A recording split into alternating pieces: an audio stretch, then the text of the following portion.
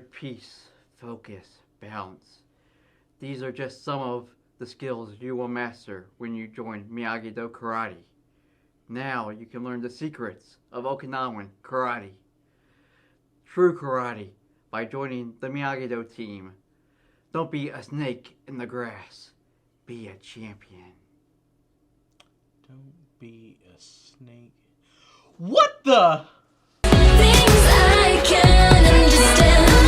It's too close for comfort. This heat's got him right out of hand. It's a cruel summer, leaving me here on my own. Back to the Real Screen Team. I'm Andrew Thomas. This is my partner in crime, Christopher Johnson. Hello, everyone. And we're continuing our Designated Guiders show right now. And we're doing it with Season 2 of Cobra Kai, which is one of my favorite seasons. Oh, really? Yep. Huh. Interesting. It's still not the best season, but it's still one of my favorite seasons. And want to give the synopsis of Season 2? Okay. After the All Valley tournament, Cobra Kai has become a big success. They've gained a great amount of new students and positive press due to their fantastic showing at the tournament. To counteract this, Daniel revives Miyagi-Do karate to teach this new generation a different and better way of karate and defending yourself.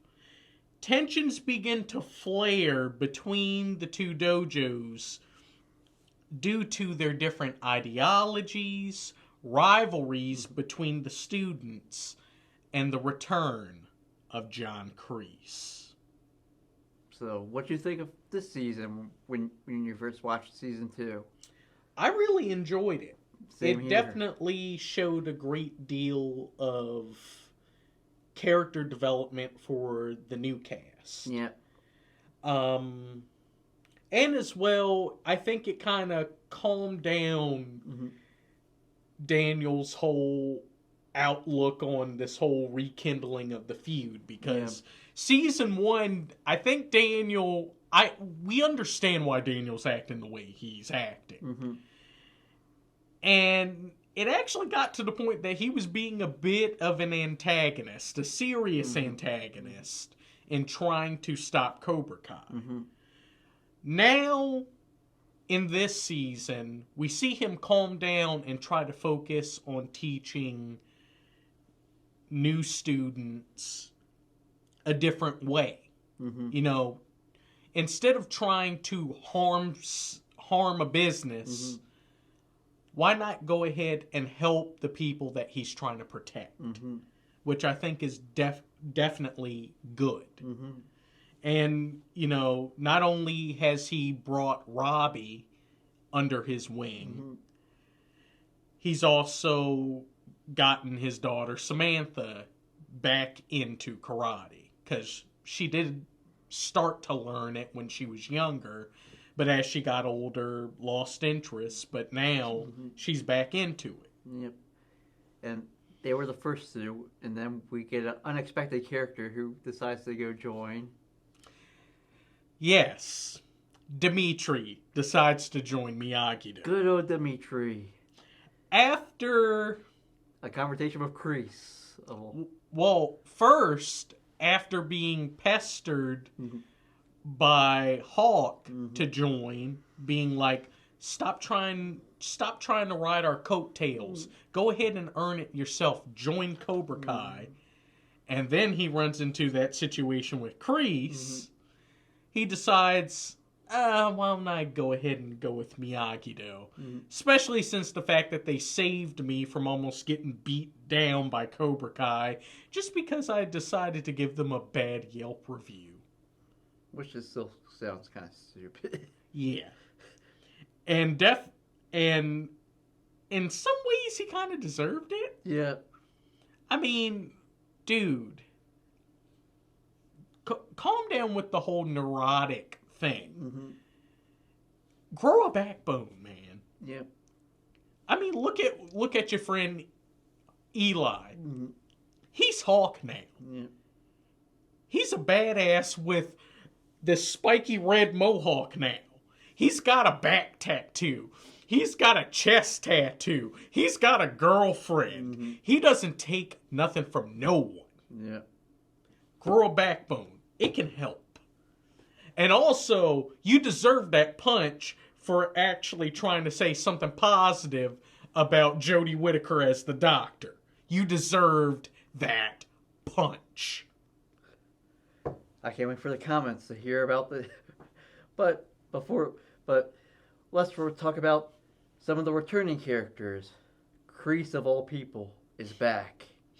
Yes, Martin Cove is back as John Kreese. He's back from the dead a second time. How many times is this? I Karate Kid 3. how many times can somebody fake their own death or tell someone that, yeah, I died, and then just come back? I mean, anyway, we find out that he's pretty much been where he has been at since Karate Kid 3. Mm-hmm. Utterly destitute, down on his luck. Mm-hmm. It kind of broke him a little. Yeah. So being brought back into Cobra Kai was definitely a good thing for him. Yeah, for him only. Yeah, as we start to see that once Johnny brings him in and kind of makes him a co-sensei, Yeah. he starts to indoctrinate some of the students, particularly Hawk. Yeah. I mean, and that's when Hawk really goes off the deep end. Yeah. I mean, Mainly because of Kreese's manipulations on there. I mean, that's the main reason why he decides to go and beat up Dimitri. That's when he decides to go and do other things that, You have to watch to find out. yeah, because it really gets bad. And then, speaking of returning Cobra Kais, let's talk about the other returning Cobra Kais. Ah, yes. Jimmy, Bobby, Tommy. I forgot about Jimmy. Those were the Bobby and Tommy were the only two I remember. Yeah. Definitely my favorite episode of this season is we actually get to see Johnny reunite with his Cobra Kai crew. Mm-hmm. And we actually find out what has happened to them after all these years. Bobby, he's become a pastor.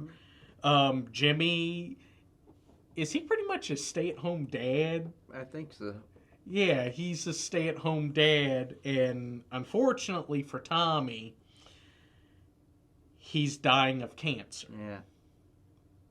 But to try to rise up Tommy's spirits, They just had to go on a road trip. yeah.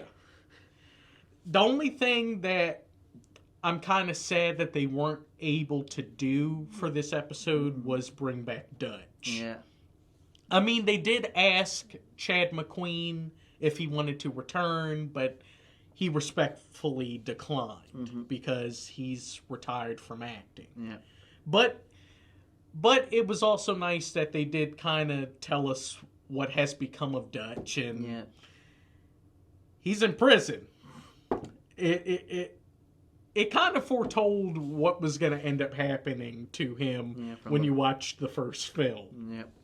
And then we have one new character. Oh, a very important character. And that is Tori Nichols, played by Peyton List.